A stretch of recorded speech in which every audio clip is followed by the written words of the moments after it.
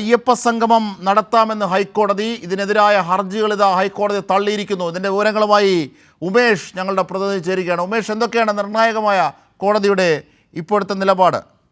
അയ്യപ്പ സംഗമം ദേവസ്വം ബെഞ്ചാണ് ഏറ്റവും പ്രധാനപ്പെട്ട ഈ ഉത്തരവ് പുറപ്പെടുവിച്ചിരിക്കുന്നത്. അയ്യപ്പ സംഗമം തടയണം എന്നാവശ്യപ്പെട്ടുകൊണ്ട് ഒരു കൂട്ടം ഹർജി ദേവസ്വം ബെഞ്ചിന്റെ പരിഗണനയിൽ ഉണ്ടായിരുന്നു.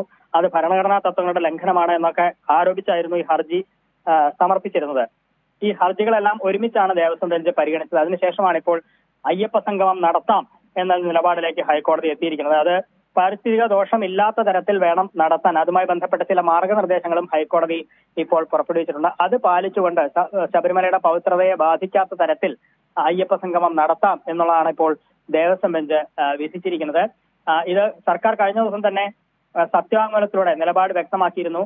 ആഗോള അയ്യപ്പ സംഗമം നടത്തുന്നതിൽ ഭരണഘടനാ തത്വങ്ങളുടെ ലംഘനമില്ല എന്ന് സർക്കാർ കോടതിയെ ബോധ്യപ്പെടുത്തിയിരുന്നു.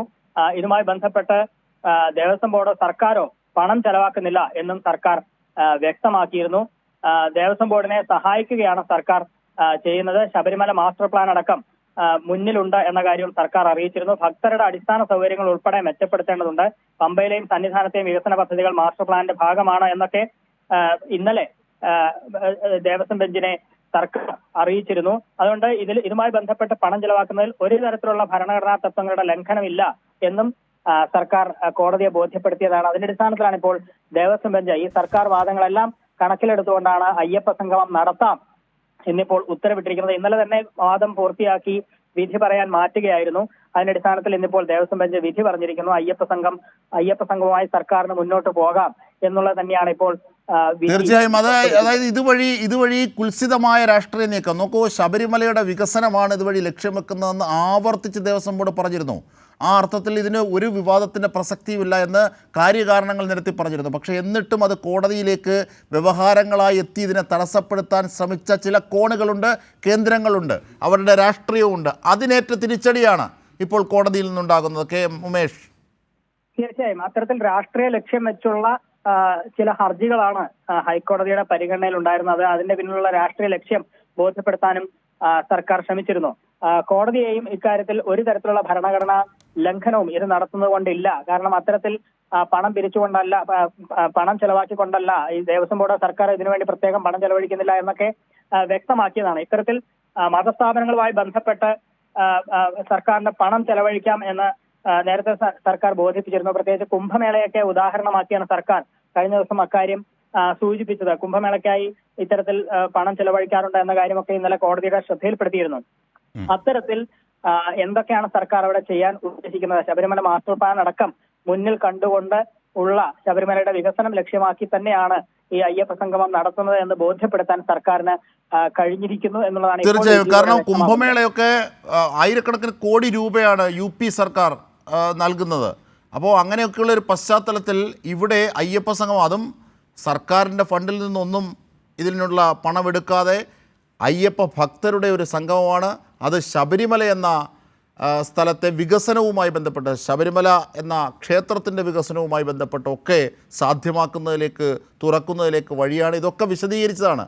എന്നിട്ടും ഈ അയ്യപ്പ സംഗമത്തെ എതിർത്തത് ആരാണ്? ഈ കുംഭമേളയ്ക്ക് പൈസ നൽകാൻ അനുകൂലിക്കുന്ന രാഷ്ട്രീയക്കാരാണ് അയ്യപ്പ സംഗമത്തെ എതിർത്തത്. അവർക്കാണ് കോടതിയിൽ നിന്ന് ഇപ്പോൾ കണക്കിന് കിട്ടുന്നത്. തീർച്ചയായും അത്തരത്തിൽ ഉള്ള രാഷ്ട്രീയ ലക്ഷ്യം വെച്ച് മുന്നോട്ട് പോയവർക്ക് ഏറ്റവും വലിയ തിരിച്ചടി തന്നെയാണ് ദേവസ്വം ബെഞ്ചിന്റെ ഭാഗത്തുനിന്ന് ഉണ്ടായത് എന്നുള്ളത് സ്പഷ്ടമായിരിക്കുകയാണ്. കോടതി ഇതുമായി ബന്ധപ്പെട്ട് ചില മാർഗനിർദ്ദേശങ്ങളും പുറപ്പെടുവിച്ചിട്ടുണ്ട്. ശബരിമലയുടെ പവിത്രതയെ ബാധിക്കരുത്, സുതാര്യമായ സാമ്പത്തിക അക്കൗണ്ട് ദേവസ്വം ബോർഡ് സൂക്ഷിക്കണം, പ്രതിനിധികൾക്ക് പ്രത്യേക പരിരക്ഷ നൽകരുത്, സാമ്പത്തിക സുതാര്യത പാലിച്ച് സംഗമം നടത്താം, ശബരിമലയുടെ പരിസ്ഥിതിയെ ദോഷകരമായി ബാധിക്കരുത് എന്നടക്കമുള്ള നിർദ്ദേശങ്ങൾ. അത് സ്വാഭാവികമായി വരുന്നതാണ്. ഒരു കോടതിയുടെ ഇത്തരം ഒരു സംഭവങ്ങളിൽ ഇടപെടുമ്പോൾ കോടതി സ്വാഭാവികമായി പറയുന്ന ഒരു കാര്യമാണ്. അത് ഇതിൻ്റെ മെറിറ്റുമായി നമുക്ക് യഥാർത്ഥത്തിൽ കൂട്ടിവെക്കേണ്ട പോലും കാര്യമില്ല. അത് പക്ഷേ ഒരു മാർഗനിർദ്ദേശം എന്ന അർത്ഥത്തിൽ, കാരണം ശബരിമലയുടെ ഋജുവായ പ്രദേശമാണ്, അതിനെ ബാധിക്കരുത് എന്നൊക്കെ കോടതിയുടെ നിർദ്ദേശം സ്വാഭാവികമാണ്. പക്ഷേ ഇവിടെ ഏറ്റവും വലിയ തിരിച്ചടി എന്നത് ഈ ഹർജി നൽകിയവർക്കാണ്. ഈ ഹർജിയെ പിന്തുണയ്ക്കുന്ന രാഷ്ട്രീയക്കാർ കൂടിയുണ്ട്. കേരളത്തിലെ കോൺഗ്രസ് അടക്കം, പ്രതിപക്ഷ നേതാവ് അടക്കം ഇത്തരം താല്പര്യങ്ങൾക്ക് അനുകൂലമായി, ഈ ഹർജിക്കാരുടെ താല്പര്യങ്ങൾക്ക് അനുകൂലമായി പ്രതികരിക്കുന്നത് നാം കണ്ടു അയ്യപ്പ സംഗമത്തിനെതിരെ, അല്ലേ ഉമേഷ്? കോടതിക്ക് പുറത്തേക്ക് നമുക്കെത്തിയാൽ തീർച്ചയായും ഇത് ഏത് വിധേനയും തടയുക എന്നുള്ള ലക്ഷ്യം വെച്ചാണ് ചില സംഘപരിവാർ സംഘടനകളാണ് ഈ ഹർജിയുമായി ഹൈക്കോടതിയെ സമീപിച്ചത്. പരോക്ഷമായി അതിനെ പിന്തുണയ്ക്കുന്ന സമീപനം തന്നെയാണ് പ്രതിപക്ഷവും തുടർന്നതെന്ന് നമുക്ക് കാണാം. പ്രത്യേകിച്ച് പ്രതിപക്ഷത്തിന്റെ ഭാഗത്തു നിന്ന് വന്ന പ്രതികരണങ്ങളൊക്കെ അത്തരത്തിൽ സംഘപരിവാർ താല്പര്യം സംരക്ഷിക്കുന്ന തരത്തിലുള്ള പ്രതികരണങ്ങളും വന്നതാണ്. പക്ഷേ നിയമപരമായി ഇത് നടത്താനുള്ള അനുമതി ഇപ്പോൾ ഹൈക്കോടതിയിൽ നിന്ന് ലഭ്യമായിരിക്കുന്നു എന്നുള്ളത് തന്നെയാണ് ഏറ്റവും പ്രധാനപ്പെട്ട കാര്യം.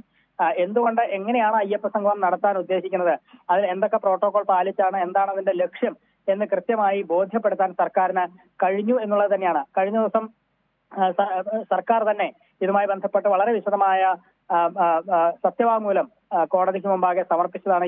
ഈ അയ്യപ്പ സംഗമം തടയണം എന്നാവശ്യപ്പെട്ടുള്ള ഹർജി പരിഗണിക്കുമ്പോൾ അതിന് മറുപടി എന്നുള്ള നിലയിൽ സർക്കാർ അക്കാര്യം വിശദീകരിച്ചതാണ്. ഒരു സത്യവാങ്മൂലത്തിൽ തന്നെ അക്കാര്യങ്ങളെല്ലാം വിശദീകരിച്ചതാണ്. അതിൽ എല്ലാ പ്രോട്ടോകോളും പാലിച്ചാണ്, ഇതിൽ ശബരിമലയുടെ വികസനം ലക്ഷ്യമിട്ട് തന്നെയാണ്, അനാവശ്യമായി പണം ചെലവാക്കുന്ന തരത്തിലല്ല എന്നുള്ള കാര്യങ്ങളൊക്കെ സർക്കാർ ബോധ്യപ്പെടുത്തിയതാണ്. അത് കോടതിക്ക് അക്കാര്യത്തിൽ ഒരു ക്ലാരിറ്റി വന്നിരിക്കുന്നു. കോടതിക്ക് ആ സർക്കാർ വാദങ്ങൾ കോടതി മുഖവിലക്കെടുത്തിരിക്കുന്നു എന്ന് തന്നെ വേണം ഇപ്പോൾ ഈ വിധിയിൽ നിന്ന് വായിച്ചെടുക്കാൻ. തീർച്ചയായും അയ്യപ്പ സംഗമത്തിന് എതിരെ നിന്ന രാഷ്ട്രീയങ്ങൾക്ക് കനത്ത തിരിച്ചടി. ആഗോള അയ്യപ്പ സംഗമം നടത്താമെന്ന് ഹൈക്കോടതി. അയ്യപ്പ സംഗമം തടയണമെന്ന ഒരു കൂട്ടം ഹർജികൾ തള്ളിക്കൊണ്ടാണ് ഹൈക്കോടതിയുടെ ഉത്തരവ്. ഇതിൻ്റെ വിശദാംശങ്ങളാണ് ഉമേഷ് നൽകിയത്.